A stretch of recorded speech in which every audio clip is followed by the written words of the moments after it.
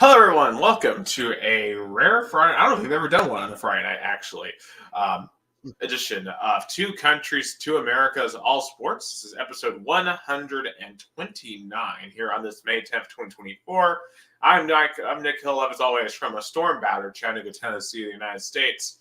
And joining me from Americana, Sao Paulo, Brazil, hopefully soon home to the champions as a division of the Paulista 4th Division. Gus Tomazeli. Gus, how are you doing? Oh, I'm doing great, man. Of course, it feels like this week was very slow because all I can think about it's Sunday morning and the final of the fourth division of the state of Sao Paulo. That's all everybody in Americana thinks about it. That's all the soccer fans, at least in the city of Americana, think about it. That we wanna hold the trophy. We wanna lift the trophy and but there's still 90 minutes to be played, and it's going to be a battle. It's going to be a big battle in the basketball city. Interestingly, I don't think I mentioned that last week, or if I did, I forgot about it. But the city of Franca is not known for is not known for soccer. It's known for basketball because their basketball team is currently a dynasty in Brazilian and also international basketball. They're the current world champions. They're literally the world champions. They won the FIBA club the FIBA club uh, tournament. I think was like last year. The Intercontinental Cup they won last year. Their first title. They are currently in the semifinals of the Brazilian Championship. So it's interestingly that the basketball team is what people from Franca are proud of. But on Sunday, everybody is gonna forget about basketball and root for their soccer team. And Rio Branco's ready. I think Rio Branco's ready. We had a good week of practice. Tomorrow there's going to be an open practice in the Decio Vita Stadium. I'll be there, and we're going to travel tomorrow afternoon. And the game's going to be a battle. But Rio Branco has a 2-goal difference from the win last week. Rio Branco can tie, of course, win, tie, or lose by a goal to be the champions. So the trophy's close, but there's still 90 minutes to be played in the city of Franca. Yeah, just take me back to last year. Of course, we did our show last week on Saturday morning. Of course, you were very, very busy during the show getting ready. And obviously, it was a great day for Rio Branco winning 2-0 at home. Just take me through that game. Did it go the way that you expected it to go? And what did Rio Branco do to take advantage? Remember, Franca had not let up a single goal in this entire tournament. At least in the playoffs. In the playoffs, they didn't score. The last time they scored was in the regular season last week. A game they played with the reserves actually against America, and the goal relegated the America. And last 5 games they didn't score, so that's something I guess the Francana supporters can be concerned about because they didn't score for the last 5 games and have to score twice. So I guess it's something to be concerned. But Rio Branco fans left the stadium happy, but with the feeling of we could score more because Rio Branco missed a lot of opportunities by the end of the game. Vitinho missed a clear opportunity. Only him and the goalkeeper he missed. Felipe Moranga missed an opportunity. So I think Rio Branco fans were definitely happy about the result, but left the stadium with the feeling of we could have scored more. We could have, closed the game here. Yeah, I did see, I believe, the second goal. And I could tell it was a lot of really nice teamwork and to really set up the guy who ended up scoring the goal at the end. And I could tell that atmosphere was absolutely crazy too. I was Oh, listening to the oh, Facebook Live when you called it, and it was nuts. Yeah, the atmosphere at Decio Vita Stadium was something I haven't seen in like a decade in Americana and Rio Branco Stadium. I was broadcasting the game and I could even hear myself talking on my headphones because it was so that, loud and so intense. Yeah, and just what's the vibe been the past week or two in Americana? Just like people talking about Rio Bronco again. Oh, I get all sorts of people on the street saying we're gonna be the champions. Let's go. Real Broncos back, and of course I'm happy about that. But when they talk about the finals, they like there's still 90 minutes to be played. It's not over yet because in sports and of course in American sports more about the series, but we see like 2-0 series and the team go 3-2. So, I feel like I don't want to be cocky. I want to be confident, but like ready that it's going to be a battle for 90 minutes in the city of Franca. Shout out to my marketing director, Guilherme Santos, who's doing a tremendous job as a marketing director of Rio Branco, revitalizing the marketing department, bringing a new mascot, the big tiger, doing, all sorts of actions to get fans in the stadium. He is killing it as Rio Broncos marketing director. Absolutely, and you got to show off several of those. It felt like almost an episode of College Game Day, almost. Yeah. Oh my God. It would have been amazing if there's like a network here in Brazil who was like focused on like at least the state of São Paulo championships, and we had like a pregame show with fans. Unfortunately, in Brazil we don't have that culture, at least in the lower divisions. Of course, Libertadores, Brazilian Cup, and the big tournaments. There's pregame shows kind of like college game day. But in the lower divisions, we don't like having anything like that. But definitely would have been cool if there was something like that. But Well, we should have put go the ahead. mascot head on your head. We should put the mascot on your head at Oh, the end of the I show, take a like Lee picture Corson. actually. I took a picture actually with the head of the mascot. I think it was like uh, one like 40 days ago or something like that. I'll show you the picture. I put the mascot on my head and I took a picture. It was so funny.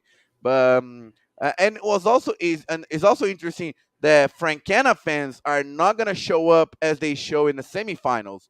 I think it's gonna be because in the semifinals they put the record for the Paulista A4 like 9,500 fans. I think it's gonna be kind of like Rio Branco did, like 7,000, 8,000, because they put the game on Mother's Day. So a lot of people are gonna be like, maybe I'll stay home, watch on TV, and then we're gonna have some barbecue or some sort of lunch with my mom.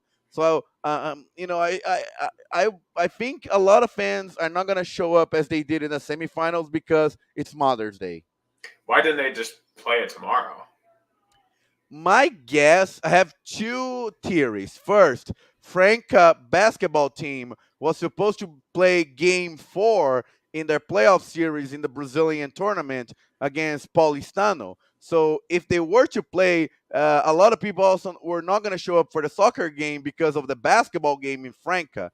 And also, they play the whole tournament on Sunday morning. So change date and time on the final game when you play the whole tournament on Sunday morning. Also, if I don't think they want to do that. So I have those two Yeah, theories. I just feel like playing on a Sunday morning. It's just so weird. It's like you don't have any time to tailgate or anything. I'm used to it. Like actually, it's so funny that couple of, like when I was a kid, like those kind of games, Paulista lower division games were very kind of um, played on Sunday mornings, Saturday mornings. So I mean, it makes sense because I guess a lot of Catholic masses are on like what Saturday nights. Yes, yes, yeah, that's true. Because if you play on Sunday morning, then you don't have to skip mass because a lot of masses are like 6 p.m. here on the countryside. But I think I'm confident. I think my guess, Rio Branco's gonna tie the game 1-1, and we lift the trophy. What is your guess? Yeah, I like that pick too. I'll go 1-1, and they'll do enough.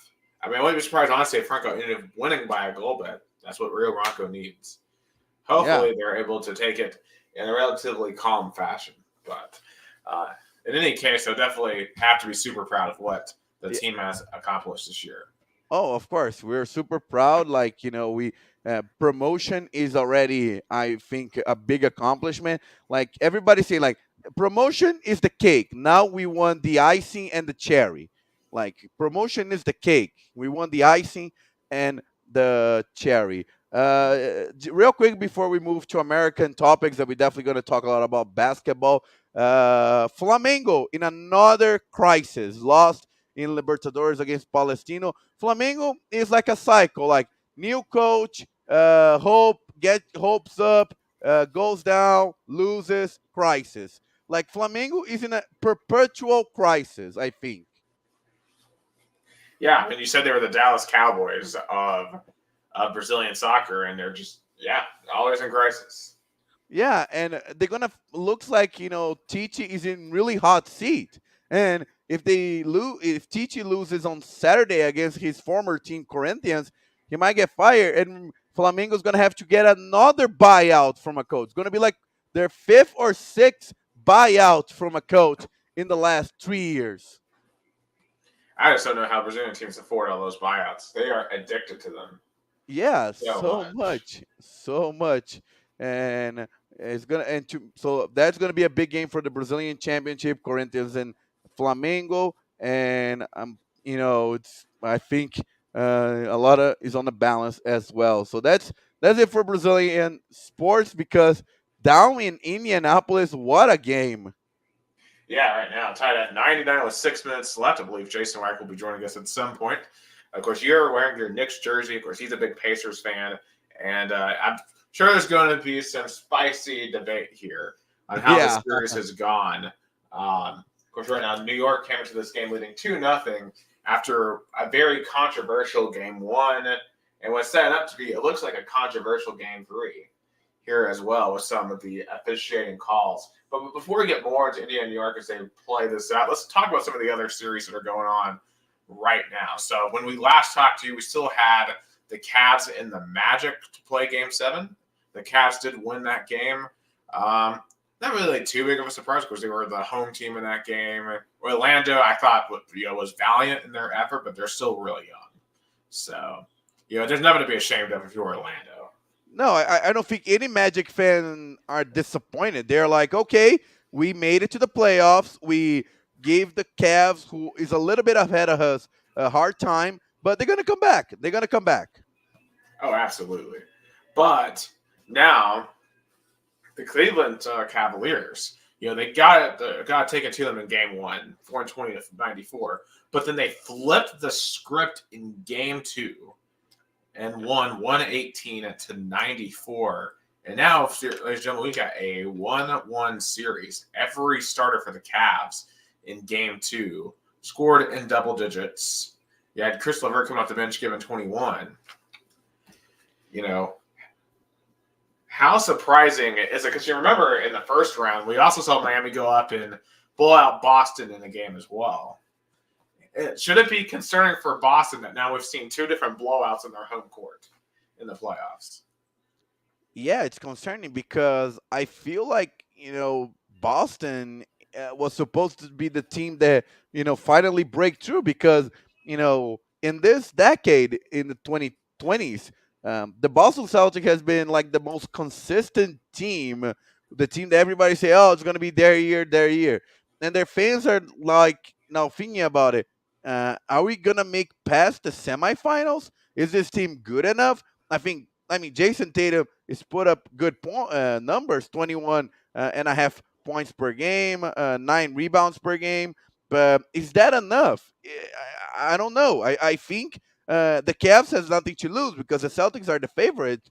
And I think the Celtics are still going to win the series. But definitely the Celtics fans are thinking about it. Are we good enough to finally break through? Well, I think also the question asked here is the Spider, Donovan Mitchell, is he the best player on the court in this series? Because so far for 2 games, he's put up 33 and 29. And he's coming off, of course, a 50-point Game 6 back in the last series. He's on an absolute fire right now. And kind of like, could he become a Kawhi Leonard type guy that could become an unlikely carrier of a team deep in the run? Or does that put him too high? Oh, I think Donovan Mitchell can be the Kawhi Leonard of the Cavaliers in this decade. He's been putting terrific numbers. When he arrived, everybody thought that he was going to be the final piece on this vibrant Cavs team, and he's just doing that. See, I mean, and I'm not. Nobody knows more about Donovan Mitchell than me, huh? Oh, absolutely. From the University of Louisville. And I raised that point, and I'm still not convinced that he could do a Kawhi type run. But right now, I mean, so far for the first two games, in my view, he's been the best player in this Cavs Celtics series. And obviously, any chance Cleveland has rests on his shoulders. I still don't think that the Cavs are going to win this series. I still think the Celtics taking them 5 or 6, but clearly, I think Boston fans should be concerned after what they saw last night. And Boston, by the way, their hockey team, the Bruins, are down 3-0 right now to the Florida Panthers in the third period. So it's not going any better for, as Jason says, a city. What was it? What is Boston, Jason?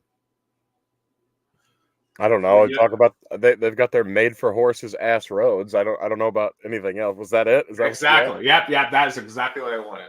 I forgot what the saying was. So we didn't introduce our guest, Jason Wyrick. He is wearing his introduction anymore. I feel like the people are sick of me polluting your airwaves every week. No, you're the opposite. You put you're the opposite of pollution. You put up great points and great presence here, and definitely tonight, because what a game in Indianapolis. Yeah, I'm basically the neutral here between the Knicks fan and the Pacers fan. I don't really have an NBA team, to be honest with you, so I just kind of watch for the fun of it. So, obviously, you two have stakes in this game tonight, of course. Pacers up by 1, and I think y'all are ahead of me, by the way, because Gus. I'm in commercials right now. Yeah, I'm not on commercials. Oh no, I'm in commercials as well. So yeah, y'all are way ahead of me then. I'm looking at Dante DiVincenzo's bum ass walking back to the bench. Oh, that was a couple of minutes, at least a minute ago, at least for me, because and it's so funny. Sometimes I'm ahead of Nick, and I'm in Brazil. I don't understand how this happens. But then remember the one time we watched a Brazilian sporting event together, I was the one who was ahead. Oh, that's true. Wild. That's true. Speaking of Brazilian sporting events, are we doing a watch along tomorrow, Nick? Are you working tomorrow? No, I am off tomorrow. Oh, and talk about Rio Branco game. Rio Branco game is on Sunday morning. Oh, Sunday morning. Okay, never mind. Maybe Sunday. Let's do that watch along. I don't even know what day it is together, man.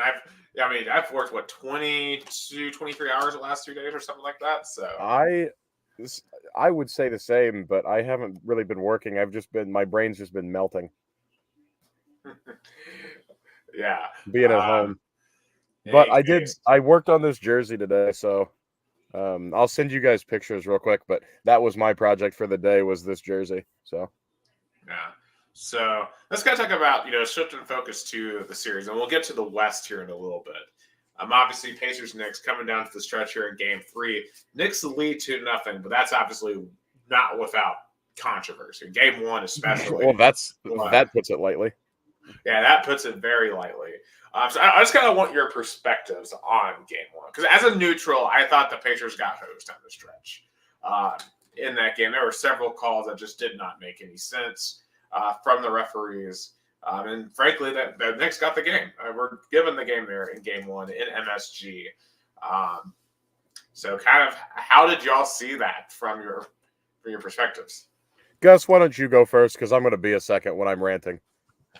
I think it's so funny guys talk about officiating because, like, for example, I compare in soccer in Brazil, like people criticize a lot, talk about how officiating is bad, and the NBA should be, I think, a little more professional because they're a multi-billion dollar sports league, and when you have criticize about officiating the way it was on Game 1, even me as a Knicks fan, I understand there were some calls that were a little bit, like you can say, go either way, or at least that maybe the crowd influenced the referee. But anyway, I feel like Knicks showed up on game one really strong, but definitely there were some instances where there were some at least breaks from the officiating. I mean, listen, the game was stolen from the Pacers. The game one, that is. The game was straight up stolen from the Pacers.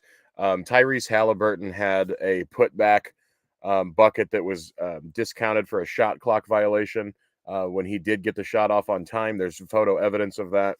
The phantom kicked ball was ridiculous. That's one of the most blatantly obvious bad calls I've ever seen. And the fact that somebody else didn't overturn that was asinine. And that right there is a 5-point swing because Dante DiVincenzo hit a 3 on the inbound after the false kicked ball violation. And on top of that, he got away with a foul, which should have been his 6th foul about 2 possessions before.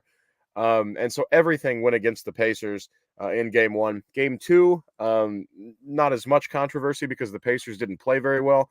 But the Pacers didn't need any help, and they sure got it from the officials.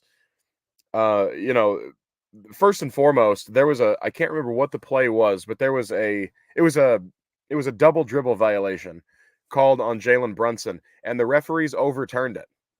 But I was told to get over it because you can't overturn a violation like that, which kicked ball violation is in the same category. I was told to just get over it. That's just that errors happen. But then when the Knicks got that called against them, they got it changed.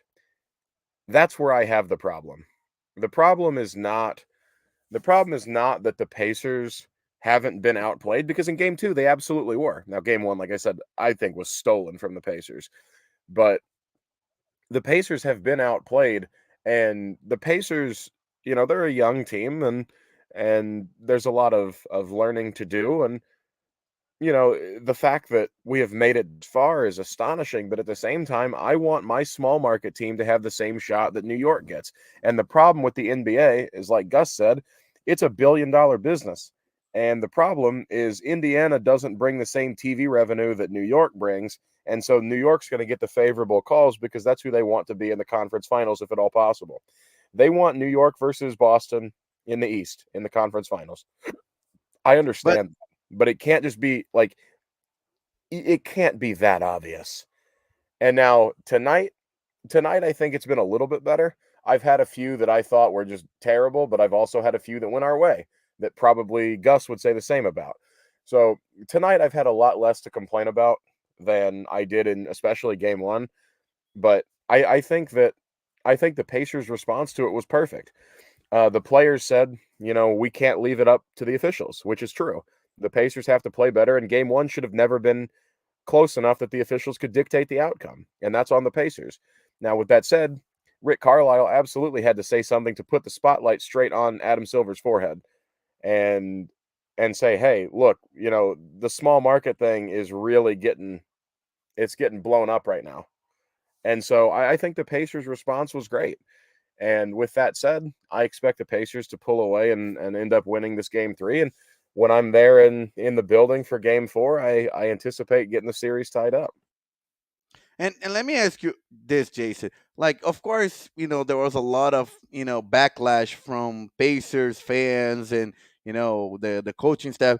Do you think Pacers owner Herb Simmons should have gone straight to the Adam Silver, the commissioner, and at least question some calls, or at least be like, hey, can you guys be aware of this? Like, because in Brazil, when there's a bad officiating, the president of the team goes to the Brazilian Confederation president or the officiating director, be like, hey, we got screwed. You guys should review this, review that. Herb Simon's got more to worry about, like his malls. I don't know if you've ever been to a Simon mall, but that's Herb Simon's baby. So I was just at Opera Mills like 2 weeks ago. Yeah, thank you for supporting my Indiana Pacers. You're the best. Yeah, I guess West Hall Mall is also from one of his it is malls. a Simon Mall, so yes. Hey, So hey, I anytime bought you two shop pairs at for shoes for under $50 each, so I'll take it. anytime you shop at a Simon Mall, just know that you are firsthand helping my Indiana Pacers. But with that said, I think Rick Carlisle did it the right way. It's got to be the coaches that do it because the coaches are the ones. They're the boots on the ground, as it were. They're the ones in the game. Herb Simon doesn't really care. Herb Simon's got a lot more fish to fry than just officiating in game one. So I'm not worried about it. I think Rick Carlisle did what he needed to do. He took the fine, and if I'm honest, I think Herb Simon will probably pay it. But but I like I said, I think Herb Simon's got bigger fish to fry, but Rick Carlisle doing it is exactly what I wanted to see. I wanted to see it after game one, if I'm honest with you, um, but it is what it is. So I'll take it. We needed it before the series came back to Indianapolis for sure. Now, I will be very honest. I didn't see any of game two just because we were under siege by tornadoes on Wednesday night. But hey, you got priorities. How dare you try to keep yourself safe?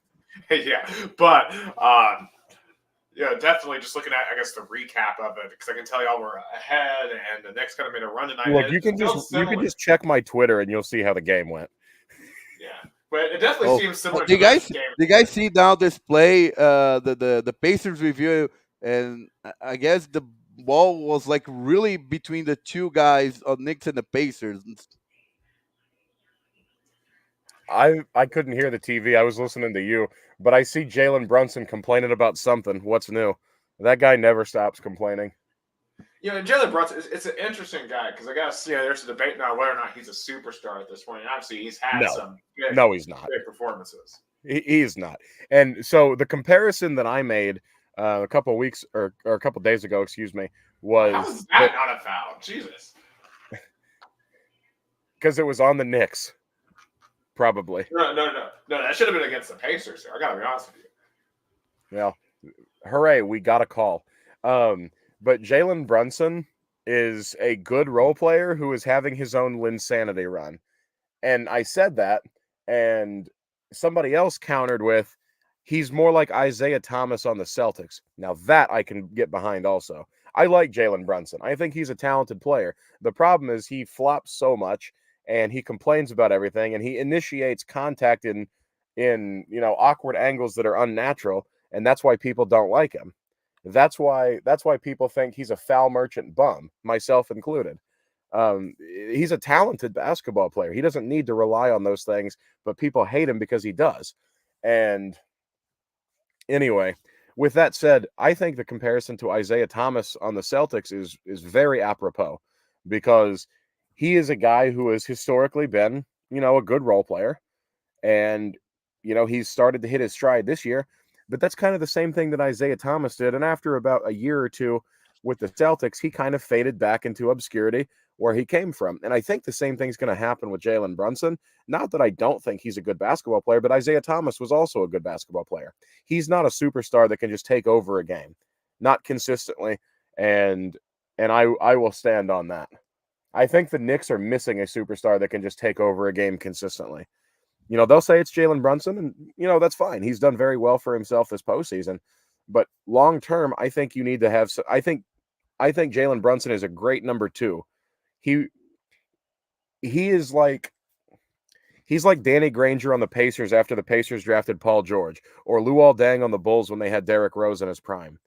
That's the kind of level that you want him to be at if you're on a championship team. And I don't think he is on the level that of superstar that can lead a championship team. I just don't. And if he proves me wrong, more power to him, but I'll believe it when I see it. And like I said, he's a good basketball player. He really is.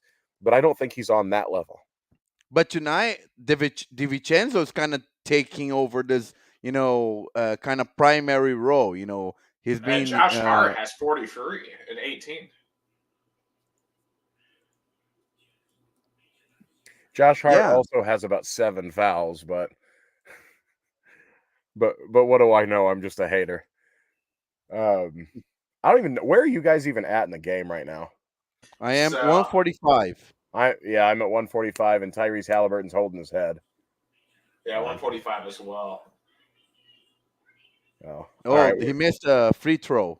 Yeah, Free you're throw. way ahead of me then. I'm still looking at the replay. I'm looking now at the next possession, so I'm at 140. Oh, yeah, so I'm way behind both of y'all. All right, I won't say anything. Yeah, so if he misses, then ball don't lie. So, I'm gonna. Man, I want to stay on here. I want to stay on here for my reaction to this game. I really do, but I don't want you guys to spoil it for me. No, Well, I promise I will we won't. not say anything. This is tough. Yeah, well, the one thing I want to bring up, because you're talking about like Jalen Brunson being a foul merchant, and the player I think about when it comes to being a foul merchant, Zach Edey, is James Harden. Well, okay, Zach Edey too. James Harden. And when it comes to NBA, and granted, I guess Zach Edey will be in the NBA. But see, I think James Harden. I think the same thing about James Harden, but James Harden is that superstar level player. He doesn't need to do that. Jalen Brunson is feeding off of that and improving a game that he couldn't otherwise improve. Whereas Harden just wants it to be easy. But you gave a lot of arguments that kind of put Jalen Brunson and James Harden in the same kind of spectrum, because if you think about it, James Harden, he got close to win a championship when he had a primary player that took over, Chris Paul. When Chris Paul got hurt in the Houston series against the Golden State Warriors, he couldn't lead the team to win the series, and after that he never and took a team. He almost won with Oklahoma City also when he had Durant. Yeah, true, but he wasn't the main player at that point. And James Harden, just to make a musical reference, James Harden is the Drake of the NBA. Lots of hype, but doesn't get it done in crunch time. Have you guys seen the memes about who you want to get involved with this beef? Oh man, like literally everyone. There are people that I want to see get involved in this too, but unfortunately one of them is Young Dolph, but God rest his soul, he is not with us. Right. But Gus, have people in Brazil been talking at all about the Drake Kendrick beef? I guess like gossip pages, but I don't follow them, so maybe I have to go on Twitter and see what Brazilian people that really cares about that. But I'm completely 100% unaware of that. It would take a very, very long time to explain. Yeah, but the Not Like Us went. I guess That's what I was waiting on. That's what I was waiting on. I almost gave it away, Jason, but I had to catch myself. Yeah, me too. Let's go! What a 3-point! What a 3-point by Nimhard is him. We got dudes flying around in the arena. That's pretty. I can tell it's an absolutely electric atmosphere. I'm gonna have to hop in a video call with you guys during the next game because I'm gonna be there. Y'all need to see this. I know Gus. I didn't send it to you, but Nick was asking how it was going in the Milwaukee series, and he just said it was electric, and it was. And Pacers fans, especially Pacers fans of a certain age, hate the New York Knicks. I'm not old enough to remember the 90s rivalry, but I hate the New York Knicks. I remember 10 years ago when Carmelo Anthony got stuffed by Roy Hibbert. That was fun. But yeah, watching that 30-for-30 series about that rivalry in the 90s, like winning just time, watching that documentary, you could feel it. How the controversy between Reggie Miller and Spike Lee, that was amazing. Did y'all see what happened a couple of days ago before Game 2? Also, we saw that he signed the newspapers that talked about had their moment. Yeah, like that's what sports is all about. I love the trash talk and stuff. I think that's fun. See, today's NBA is too soft for that because the fan would get one of those stupid cards saying, "Oh, you have violated league policy," and then the player would get a tech, and that's dumb. That's so much fun. That would be so much fun to have, Spike Lee now trash talking against, you know, a Lance Stevenson, even 10 years ago, that would have been frowned upon. And Lance Stevenson, man, is the best trash talker of this particular generation. I don't care what anybody says. That man gets under anybody's skin better than just about anybody I've ever seen. And what was more incredible about that 1994 Eastern Conference final? It was the game 5. You know, there was the whole choking, controversy. Reggie Miller pointing to Spike Lee, and Spike Lee went to Indianapolis to watch game 6. That was bold. I think that made the Knicks kind of win that game. Yeah, and he got booed too. We're not Detroit. We're not going to throw anything at him, but if he shows his face in Indianapolis, he'll have people like cussing at him, and he'll get booed. They'll put him on the video board, and the fans will start chanting Spike Lee sucks, and because the Pacers video board people, like whoever the creative director is, he knows what he's doing, man. He knows exactly what he's doing because let's go. He knows exactly what he's doing because he'll put people on the board that he knows the crowd will react to, and it gets the energy up. It's great. And anyway, if Spike Lee showed his face in Indianapolis, I think people would have some words for him. I think some Knicks fans would have some things to say if any of the famous Pacers fans showed up, but even Reggie Miller, I'm sure they booed him. Yeah, Reggie Miller was booed in game 2, in New York. In New York, so it's natural. I don't know if how who are some of the biggest Pacers? Obviously, I know Reggie Miller, favorite player, but who are some of the other? I guess I'm trying to think of famous people from Indiana who would be big Pacers fans. I guess Larry Bird. I mean, he is from Indiana. Sorry, I was trying to get my computer to unfreeze. Okay, Larry Bird. He used to be the coach and GM of the Pacers. He's still the only person that has ever lived that has won MVP, Coach of the Year, and Executive of the Year because he's Larry Legend for a reason. Mike Epps, comedian and actor. He's famous for "I'll Be Your Doug" in the Hangover series. That was him. Let's see. David Letterman, super famous. Oh crap, I don't know. Those are the ones off the top of my head that I know makes of. sense. And and obviously, and we were talking about like how New York obviously is the biggest TV market, but I mean Indiana just has such a storied basketball history. Like that's as I said, I think in the last episode, we've got maybe the city most associated with basketball in New York versus the most basketball crazed state in Indiana. And that's what makes this series so just interesting from an aesthetic perspective. So now the game is done in all part of the world. It was interesting that Jalen Brunson complaining with the refs. So I guess. Well, why did he take that shot? That really shot that down surprising? 3 was terrible. That guy complains after every possession. Gus, you like this team? You should know that. Oh yeah, but it was interesting that he was the only one at the Knicks complaining about it. And when he left the court, the Pacers fans were like staring at him, feel like, what the hell are you doing?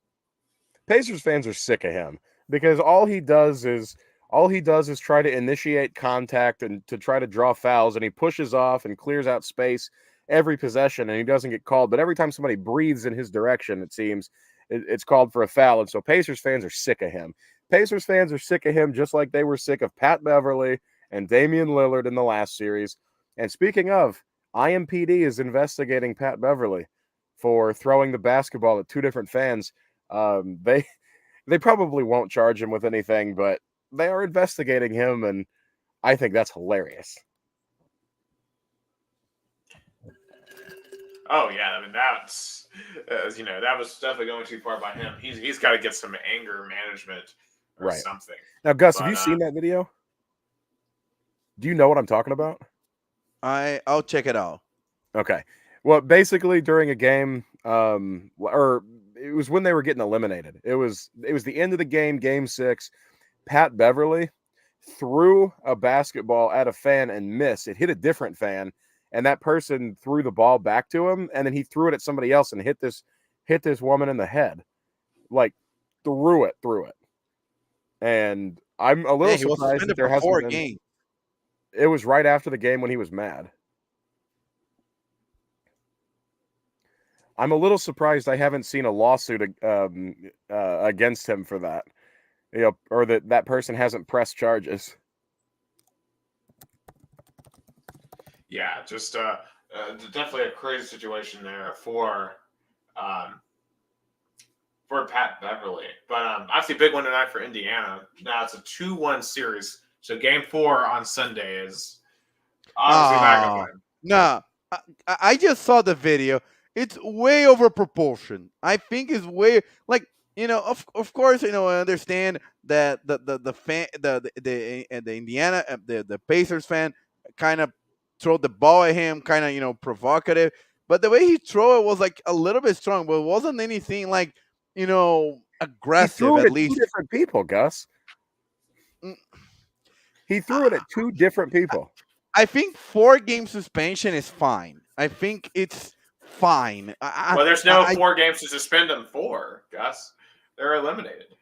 Yeah, I guess going to be for next season, but I don't know. I don't say, oh my God, it was great action. No, it was let's be honest, Gus. I mean, this is worse than what John Morant did. I mean, John Morant never assaulted any fans. He just pulled a gun on a kid at a basketball park. It was a little bit different. And John Morant got 25 games. No, one thing to be with a basketball, another thing to be at least for me, in my opinion. But from what I can see the video, and I'm seeing again and again, I think okay, he should be suspended. It was a uncalled action. It was an unsportsmanlike action. But I don't see it as like oh my God, a violent action or a lawsuit. I think it's way over proportion, at least in my opinion. Well, I mean, if you're the NBA though, you can't have players throwing basketballs at the crowd. Like you can't let that happen. But he reacted to a ball being kind of throw at him. You could say, was lightly thrown at him. Okay, but a ball was thrown at him. But you were mad, and something's thrown at you. You're gonna throw immediately back. Well, we saw what happened back at the Malice of the Palace when Ricky Artest, or Ron Artest at the time, Metal Piece now, got someone in front of him and he runs into the crowd to fight them. I mean, yeah, at least Pat Beverly didn't do that here, but yeah. But still, like that, there has been a precedent for this, and the NBA suspended him for an entire season over this. They can't tolerate this because if players are just allowed to attack opposing fans warranted, then who's going to want to go to the games? Like, I don't want to go to a game and get attacked by an opposing fan or opposing player. I guess because, in Brazilian soccer is, if this would be in Brazilian soccer, like a fan throw a ball at a player and a player throw a ball at a fan, maybe it would be like a yellow card or maybe a red card, but that would be it. That's why I agree with the NBA decision. 4-game suspension. That's it. You punish the player. Sometimes you just gotta take it. Like, I don't like to say great things about this man, but think about the first topic we ever talked about on the show, the Ole Miss Tennessee incident from 21. Yeah, and Lane Kiffin didn't start throwing all the shit back into the stands. But it's one thing when some people from way further from you throw stuff. You don't know who to throw at. Patrick Beverly, the ball was thrown here from a really close direction, so his instant reaction was throw back to wherever direction the ball was thrown at him in a really proximity. Yeah, I don't know. I think you got to be a lot harder than 4 games. If it's just 4 games, when LeBron James was to take a little bit of load management, he's just going to throw something into the crowd. Yeah, if you just want a little break, throw something at a fan, and you get to take a week off. I guess there will be a strategy for players who want to go to load management. But Exactly. but I mean, I think maybe it should have been like a couple of more games, but I don't see as this. Oh my God, this violent act. I see as like a overreaction to a heat moment. Yeah, and then the reason why you saw me clapping there, our number one Tennessee baseball Volunteers just took the first game at Vandy 8-4. So love to see it. I'll talk about them here in just a minute, but yeah, definitely big one for the Pacers tonight. Whenever Jason gets back, we'll revert back to it. But I do want to get to some of these Western Conference series. Of course, right now we've got the Nuggets and the Timberwolves in Game 2 of the night. Currently 9-9 early on in Minneapolis, and this is just a shocker to me. Timberwolves up 2-0. I would have been impressed with them like being 1-1 right now, but especially what Minnesota did to Denver in Game 2 is the most surprising thing I've seen in these playoffs so far. I did not respect Minnesota before these playoffs at all. Like, I picked them to lose to the Suns. I picked the Nuggets to beat them in like 5 or 6, and they haven't lost yet. Yeah, and this game 3 can be really crucial. If Denver loses, I don't see them coming back. But now Jokic has to show why he is, well, for a lot of people, the MVP, even though it wasn't gave to him, or what this team is the best team. Now tonight is the time to show that, because Minnesota has for the last few years developing a team that now reached his highest point. Well, the thing about Minnesota is they are a defensive first squad. I mean, they have the best defense in the league statistically, and it shows. I mean, holding Denver to 80 in a game, holding any NBA team to 80 in a game is absolutely crazy. And if you look at Jokic's stat line, he was 16, 16, and 8. That's not terrible. Really, who you should be asking is Jamal Murray. Why are you going 3 of 18? I mean, if Jamal Murray's going 3 for 18, I mean, Denver's not winning a game in this series, especially with how good Minnesota's defense is. And that's something I really did not respect until I started watching them here in the playoffs. I mean, So you're having a Shaq moment and apologizing because you weren't familiar with their game? Yep, pretty much. I was not familiar with Minnesota. I thought Minnesota were frauds. I'm like, oh, okay, yeah, I see they had a good regular season, but they're going to crumble. Like, you can't count on Karl Anthony Towns. Well, they're not. They're counting on Michael Jordan's illegitimate son. Yeah, Anthony Edwards. Have you seen that conspiracy theory? It's hilarious. Please go look at it if you haven't. I'll have to go look it up. He has a striking resemblance to Michael Jordan, and he's good at basketball, so people think that he's Michael Jordan's son. It's hilarious. Well, he's certainly playing like it in these playoffs so far. But what I was just saying, Jason, is what strikes me is Minnesota, unlike most NBA teams these days, are actually playing defense. Yeah, and I listen. I went to school at Louisville and I grew up in Indianapolis. I love defense. And anytime I get to see a hard-nosed defensive battle, it makes me happy. I mean, it's the same thing in football. I love a 9-3 or a 9-6 war where every yard is a scrap. I don't like the 58-51 blowout crap. Give me a low-scoring defensive showdown, and I'm happy. I love defense. That's why you love soccer, Jason, because soccer is the defense most of the time prevail against the offense, because it's rare to have a high scoring game in soccer. Right. And I mean, I grew up, when I played soccer, I was a goalie. So, I'm always about that defense. But speaking of soccer really quick, did you guys watch the Open Cup match on Wednesday? Gus, I know you were trying to. No, I try. Unfortunately, whatever, I don't know. Like, it didn't show that it was outside of the country. It was just some glitch from YouTube prevented me to watch. But I guess the first 15 minutes kind of decide the game. Oh yeah, It was a 2-0 lead within the first 9 minutes of the game, and we never looked back. It was great. So much fun. I had a blast, and we are playing Detroit City in a couple of weeks. And Gus, I'll make sure to send you guys the videos again.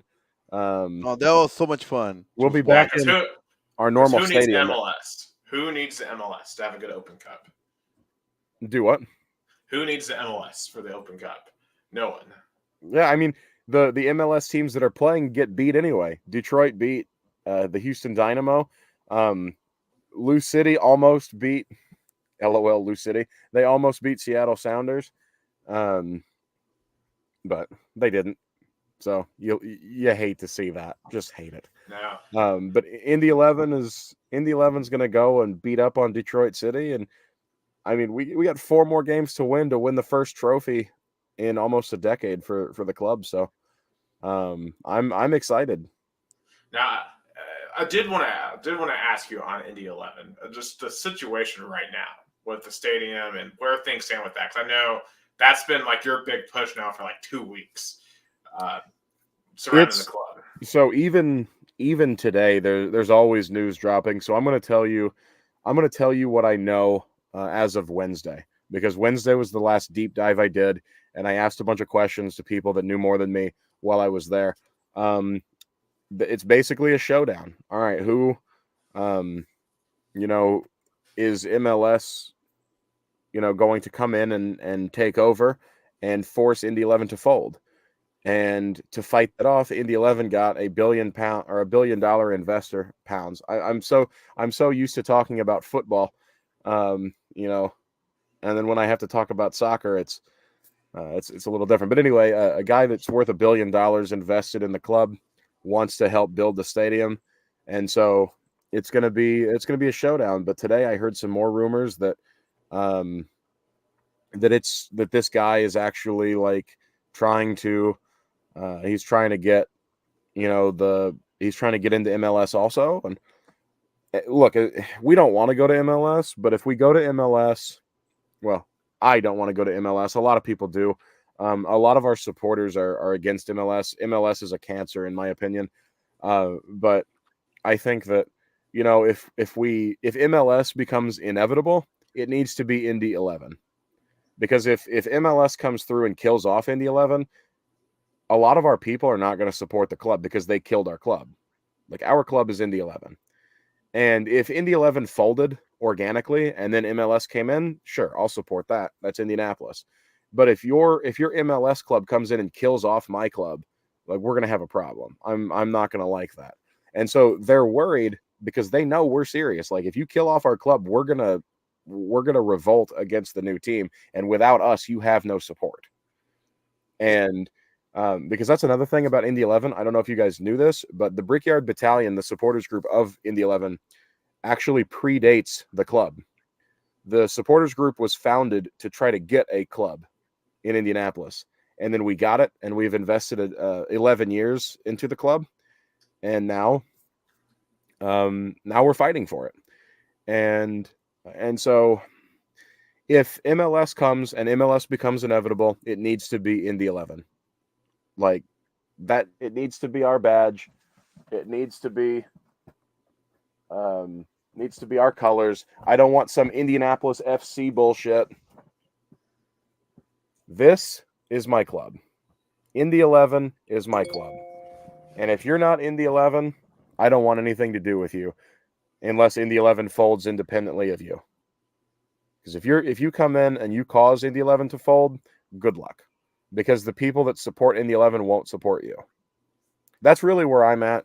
I don't speak on behalf of anybody but me. No, but I definitely understand you, Jason, because I had that feeling back in 2011 when Rio Branco was having a downtime, and then the Americana mayor tried to brought up a team from another city that was like in second division nationally. It was in the first division in the state of Sao Paulo, and they called their team Americana, like the name of the city, but the people did not support it. Everybody hated it. And there was a campaign started, Americana is Tiger, because Rio Branco is the team from Americana, not some bullshit team that came from another city, even though they were in the higher division than Rio Branco.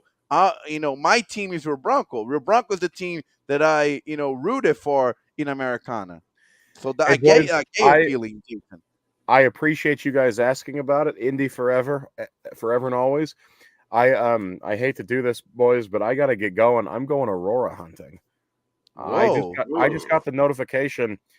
Over 50% chance of seeing the Aurora Borealis in my skies right now. So I gotta go. I gotta I'd go say see this. I might see them down here too. So in any Yeah, you case, if you guys. see them, get photos. Oh, absolutely. Yeah, You already know. send us And photos. I'm looking for you, Nick, and you are in the less than 10% chance to see it right now. But as the night goes on, it may get higher. But I am firmly into the red right now, and I'm going Aurora hunting with my my buddy Spencer. Shout out to Spencer; he's actually watching the podcast right now. So Shout out Spencer. we're gonna go and have see fun. that. I just got the notification, so I need to go. I'll get pictures if we see it. But it was a life-changing experience for me the 3 times that I've seen the Aurora, and seeing it in my hometown will be just something special. So thanks for having me, boys. We'll definitely have to talk more, and I'll make sure to send y'all some videos from Game 4 on Sunday. Absolutely. Thank you, Jason, so much for joining us, and hopefully he can go get those nice northern lights. And those we got Tom Thibodeau there. Let's see the press conference. Yeah. He has a disappointing face, but I don't know why the sound is not going through. Yeah, I don't.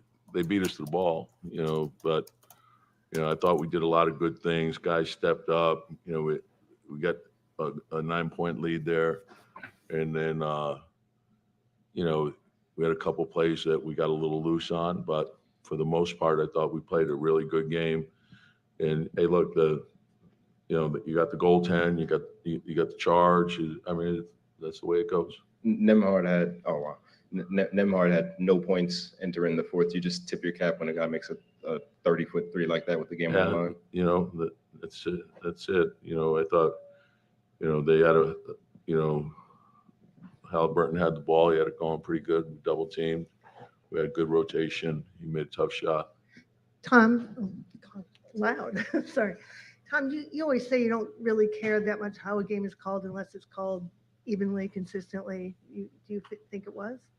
I'm not going to say. I thought, from my vantage point, I thought those calls could have gone our way, but I'm not going to comment until I look at the film. So, but we just got to find a way to win. That's the bottom line.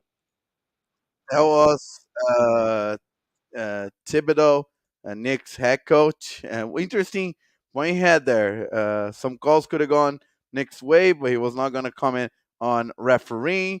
And he said, "Yes, he shouldn't." I mean, I think the series overall has been in favor of them, but at this point, it's 2-1 series, and they've got a huge challenge in front of them on Sunday. Yeah, and there was, I think, one more series you didn't talk about. The Mavs and Thunder won a piece. Well, I definitely wanted to, finish up on Timberwolves and Nuggets.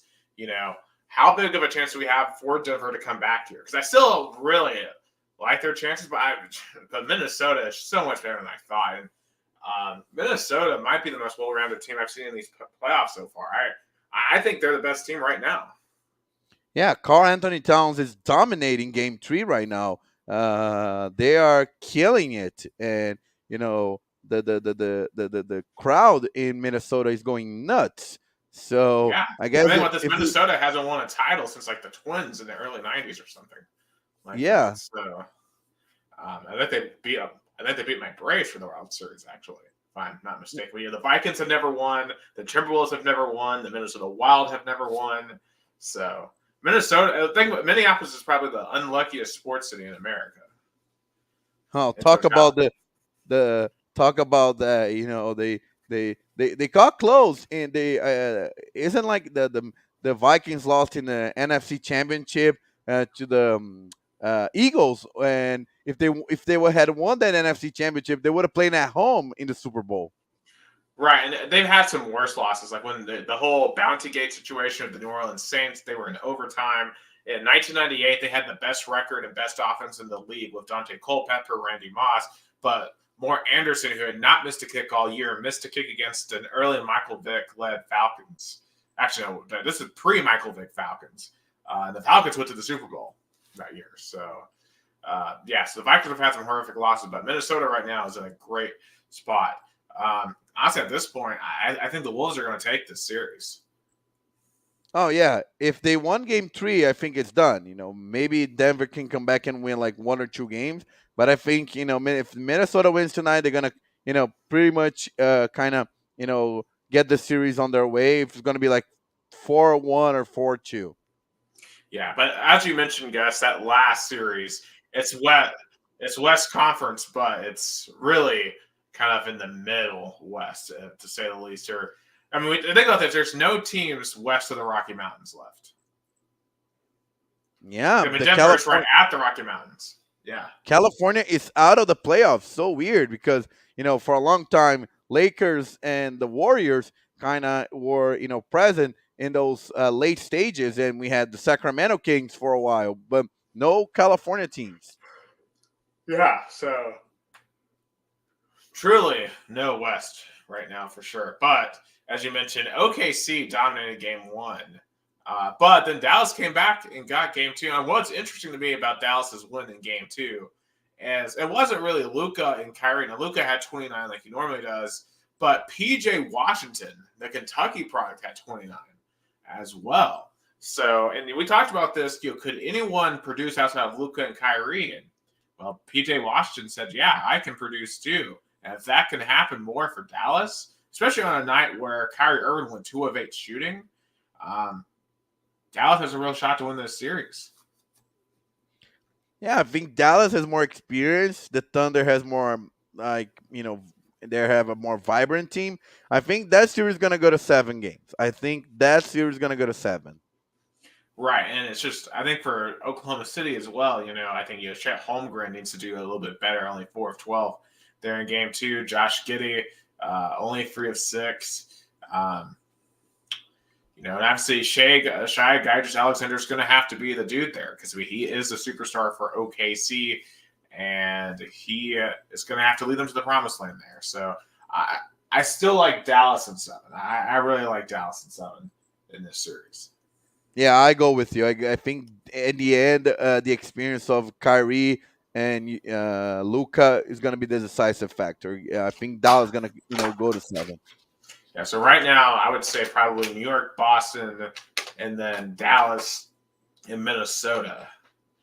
And I would probably go Minnesota and Boston right now for the NBA Finals. I'll go New York, Dallas. I'll go New York, Dallas. I probably would still pick Boston to win the NBA Finals, but I wouldn't be shocked at Minnesota right now either. Imagine New York, Dallas, 2 big markets, and Luka. The NBA is going to be very happy about this. Mark Cuban's going to be acting a fool in that series. If you're talking about like freaking New York. Yeah, that's true. Right. Whoa, what a block. I definitely missed that one. Let's move over to the Stanley Cup. Of course, this evening, the Florida Panthers won 6-2 in Boston to take a 2-1 lead in that series. Huge win for the Panthers. I mean, they have blown out Boston in 2 straight games after getting blown out themselves. Kind of a weird series so far. We got to presume we're going to get some close games eventually in this series. We also have, How about the Rangers, taking a 3-0 lead over the Carolina, and it's so funny, that with that series and the Rangers, really close to the Eastern Conference Final, and the Knicks, doing really good in the playoff. I guess a lot of New Yorkers are like, is this 1994 again? And, Carolina's just been unlucky. I mean, New York won game 2 in double overtime. They won game 3 in overtime. Each game has been decided by a goal, but all to the Rangers. So the Hurricanes have played tough. The Rangers are just really, really good this year. And they've been the best team in the league for a reason, and they might be about to sweep Carolina. I don't see Carolina winning 4 games there at all. I would definitely say Rangers, and I still think Boston will find a way to come back, but Florida definitely is playing at a very high level. And it somehow wins the series, we can have there's a big chance we have New York versus Boston in hockey and basketball. Imagine that. Well, it should be nuts. Of course, New York would have the home ice advantage, while Boston would have the home court advantage. Over in the West, we have Dallas and Colorado. This is tied 1-1. Colorado won game 1. Dallas won game 2. We're now in Colorado. And this one feels like it's going to go 7. Just a really even series here between two clubs with a lot of experience. Yeah, I agree with you, and both of them, made it to, that deep in the playoffs recently. So I think going to go to 7. Yeah, I do think the Stars will take it, though. Really impressed they were able to survive the challenge from Vegas there in the first round, because they got everything that they could ask for. And in the last series, it's an all-Canadian. There will be a Canadian team in the conference finals at least. The Hope of the North got the Vancouver Canucks and the Edmonton Oilers right now. Vancouver leads game 1. And as I said in the last podcast, Edmonton probably has the most pressure left of any team in this postseason.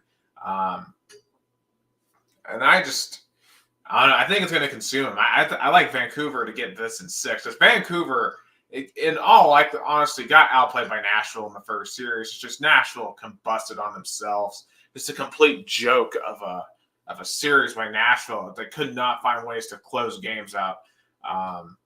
But hey, you give a team life like that, and they can go far. I like Vancouver and Dallas, and right now I would say Dallas v. New York in the Stanley Cup. So you said Dallas v. New York in the NBA Finals. We've got Dallas v. New York in the Stanley Cup. I don't know. I think we're finally gonna see a Canadian team making back to the Stanley Cup final, but I think it's gonna be Vancouver, New York, and then the Rangers win the series. I wonder if that would lead to more riots in Vancouver. The last time they lost the Stanley Cup final, they did not take it well, to say the least. Yeah. In any case, we'll see how all that turns out. Real quick, so just on some other non-playoff topics, WNBA, they're about to start here in the next week. And there's been a whole controversy over charter flights. Well, because apparently all WNBA teams have been flying on normal commercial airlines. And, Caitlin Clark and these other stars can really saying, wait, this is going to be unsafe for us. So the WNBA has now finally gotten charter flights. And it's definitely interesting to think about how they were not getting the same luxuries. But, I guess the other part would say, well, you weren't really generating the revenue for it. But I guess you could say you're going ahead and preemptively doing this, because I think that there's a chance that they will. But it's so wild, the Caitlin Clark effect, nobody talked about that even before, about the way that WNBA players were transported, but now that you have a superstar, you question about it, that you're like, hey, we might need to change the way we transport our players, because, Caitlin Clark is such a superstar that people will be kind of, bothering her or something. Right. Like Angela Reese was at the Met Gala this week. It goes to show that these are legitimate superstars, and I'm very curious to see how ratings do once the series starts, or the season starts next year. I mean, think about how many episodes now in a row have we talked about the WNBA. We never talked about the WNBA before a couple of weeks ago. So, I mean, even for us, it's much more interesting to. Yeah, and Caitlin Clark already played their first game in a preseason, and people already got excited about it. Right. So I believe the first game is on the 14th here in a few days. So we'll plan to try to watch that. Quick NFL thing, of course, we talked about the NFL draft last week. But what I wanted to also mention, Roger Goodell at the draft mentioned that he's thinking about expanding the season to 18 games. Do you think the NFL needs to do that? I think it's obvious because, like, come on, like preseason, what is the point now? There's no starters. I think 2 games is enough to see, like, what kind of backups you want to keep. I think 2 games is enough to see, to make the cuts. And Roger Goodell just want, more interesting games for more viewership and more money because at the end of the day, sports leagues want to generate more revenue. Well, I guess my thing is you don't want to devalue the regular season. I mean, the more games you add, the more you're going to devalue each individual game. But I mean, the NFL has such a cultural hegemon on the American psyche at this point. It probably would go over pretty positively. And I think the one thing I kind of like about the proposal is the potential of 2 bye weeks. And that could potentially push the Super Bowl back a week to President's Day weekend, which I think would make a ton of sense. The Super Bowl should be a holiday. Yeah, we'll overlap to a holiday. So that worked out, I think, good. 2 bye weeks will give teams more time to reshift and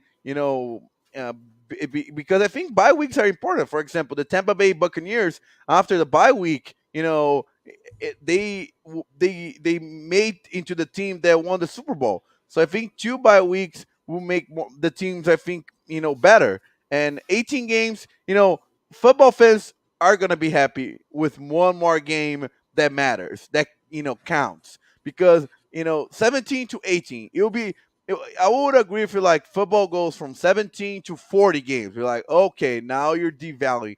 But if you go from 17 to 18, I think football fans are going to be happy about one more game that you tailgate, that you enjoy it.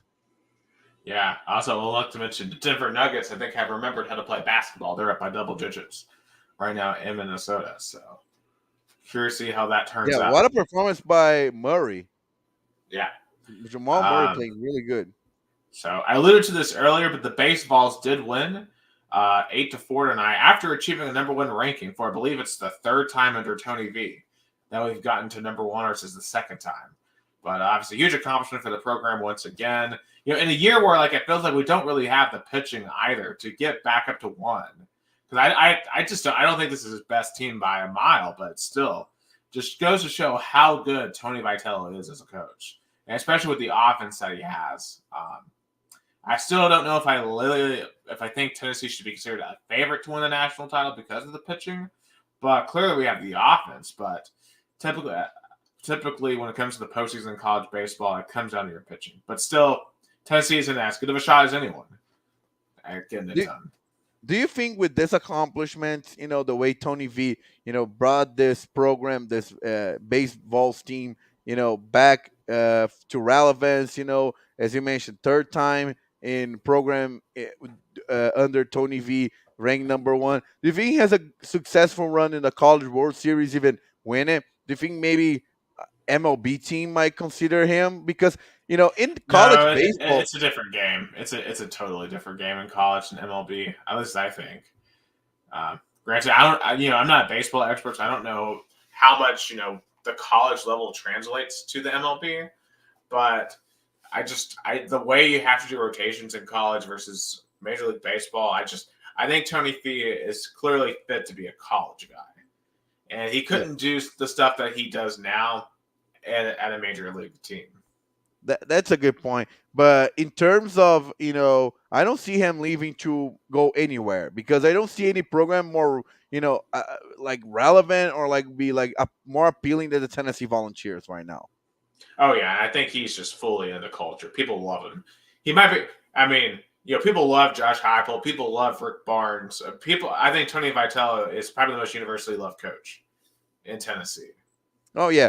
What he did in 2021, the attracting, hardcore fans to, to college baseball, something like a few years ago would be unthinkable. And he kept that culture. And he makes so many other people mad outside of Tennessee, too. They're just all these Tennessee fans don't act right when it comes to college baseball. They don't treat the sport right. But, we just want to have fun. Yeah, because there's a lot of football fans watching college baseball, and maybe the culture is different, but that's what Tony Vitello brings. A lot of excitement to the program. Absolutely. So, and that's for, and if you know, you know. Speaking to all of those Arkansas fans, LSU fans, Vanderbilt fans. Well, okay, Vanderbilt fans. I want to meet I want to meet a hardcore Vanderbilt fan. Find me one. Well, maybe we can find that guy that whistles all the time. Yeah, it'd be like maybe one or two, but that's it. I drove around their side of town a couple of weeks ago. I didn't see any. So, Vanderbilt University exists, at least I know that. But yeah. In any case, also shout out to softball. They're number 2 in the country. So, and we're just dominating the Diamonds. And it's about time to get to Omaha and Oklahoma City. And they won also the SEC regular season, right? I believe so. But yeah, they were upset in the SEC tournament yesterday by LSU. So not awesome, but still, I mean, yeah, they won. SEC regular season champions. They did win the regular season, but they did lose in the tournament. Yeah, but now all focus goes to Oklahoma City. Oh yeah, it'll be fine. You get to save your arms. So, yeah. In any case, good luck to them in the postseason. I don't know when they find out their brackets, but I'm sure it's soon. Okay, so just to finish off, got some quick racing. NASCAR's had some of the craziest finishes this year. Of course, we had the Atlanta 3 wide finish earlier, but man, this week Kyle Larson beat Chris Buescher by 0.1001 seconds. It's the closest finish in NASCAR history. I'm going to see if I can find a picture. I'm not going to play it because I'm pretty sure that's copyright, but I'm just going to find a picture of how close this was. Because this was absolutely amazing how close this was. Well, like a difference by a hand or something, it was really close. Yeah, the fact that and NASCAR's had a history of insanely close finishes. Okay, here we go. Shout out to Black Flags Matter for this pick. I'm going to share this. Where am I? Okay, I'm right here. I've got too many tabs open. My life's just filled with tabs. No, me too. Yeah. Wow. That's how close it was. Literally, just a photo. I don't know how they would have determined who would have won back before instant replay. Yeah, it would have been by your instant reaction to what you saw from your reaction, but was I thought it was a hand. It was like a 3-finger difference. Yeah, just absolutely unreal. I feel bad for Chris Buescher though, because I was kind of hoping he would have won in that situation, but Kyle Larson, of course, probably the best driver in NASCAR today. They're going to take that momentum. They're going to head to Darlington, one of my favorite tracks on the schedule. Love that racetrack for throwback weekend. I don't know who's going to win there, so it should be a really fun race. I always love that track. I will say though, I've complained about Fox's. Yeah, I've complained about Fox before and their NASCAR production, and they're downsizing. Actually, they're getting rid of kind of their college game day type show, which is interesting. It really surprised me they decided to re-up at all for NASCAR, because it doesn't really seem like they care. I don't know why they want to continue broadcasting the sport that they clearly don't want to invest in. Yeah, and NBC kind of, showed they can, do a better job. And I always thought Fox and NASCAR kind of goes hand in hand, because, Fox is known to be a, overall conservative, TV outlet, and NASCAR is known to have more conservative fans. That's why I thought it was a good fit. But I guess the executives down there don't think this way. But I'll say this, though. I feel like it's changing just a bit, though, in terms of all the perceptions and stuff.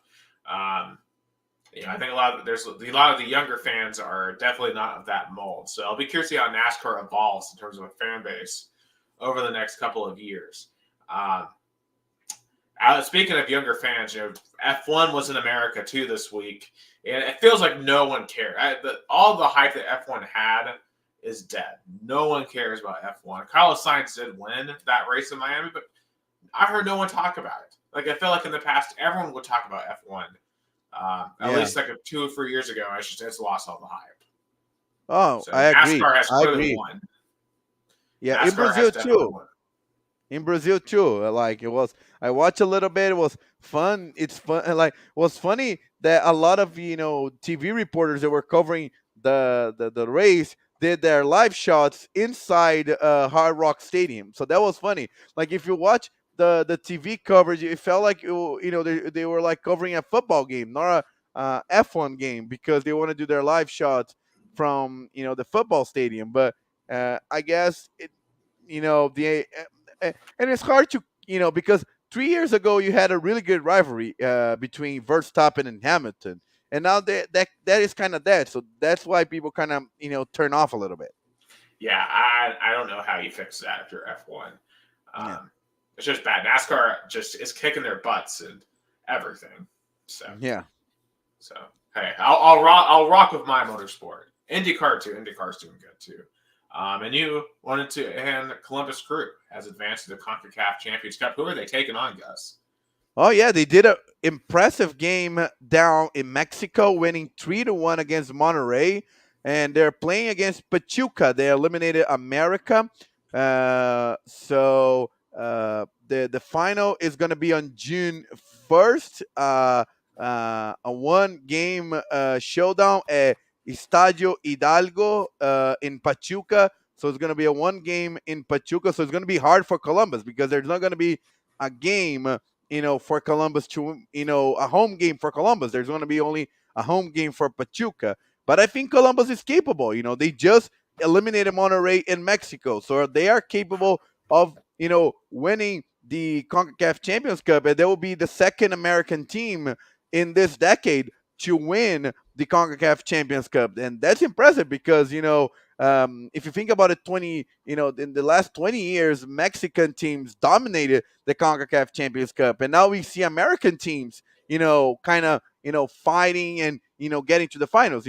Seattle Sounders won a couple of years ago, and now Columbus Crew advanced it again. So, shout out to Columbus Crew. And if they win, they not only advance to this year's FIFA Club World Cup, but now also to the big one, the big FIFA Club World Cup next year. So that's a big game for MLS and I think even United States soccer. Absolutely. Good luck to Columbus for sure in that matchup.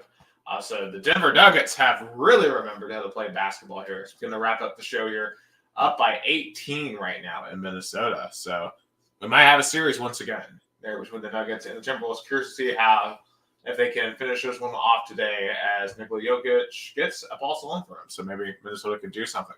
But that's all the time we have for this special Friday night edition of Two Countries, Two Americas, All Sports. Shout out to Jason once again for joining us for the finish of Knicks Pacers as the Pacers close up that series to 2-1 here on a special episode 129, May 10th, 2024. I just want to know, I'm thinking about everyone that was affected by the storms this past week across my region of the United States. And I also want to, send my thoughts and prayers to the people of Rio Grande do Sul. I don't know if you've been aware that, Nick, was the worst thunderstorm and the worst floodings ever. Yeah. The state of Rio Grande do Sul is completely underwater. Not one city, like many cities in the state of Rio Grande do Sul is underwater. The capital, Porto Alegre, their airport is closed. Their soccer stadiums is underwater. They're like, there's whole cities there's underwater. So I send my my thoughts and prayers to the people of Rio Grande do Sul, the Gaúchos. Yeah, I definitely, I met a lot of wonderful people in a small town about an hour southwest of here called Henniger, Alabama. It's on top of a place called Sand Mountains, like a plateau region, and they got hit by an EF2. Especially, I met this really nice family who had lost their mobile home. Like, literally, the only reason why they survived, they were in a storm shelter. I did a whole story on them for WDF News 12 here, and just a really sobering to see. But they're all just super nice people, and I hope they're able to get back on their feet sooner rather than later. If I see any way to help them, any aid or something, I'll certainly look to pass that along. But in any case, this is all the time we have for the only Brazilian American sports podcast. Two countries, two Americas, all sports. You all have a fantastic weekend.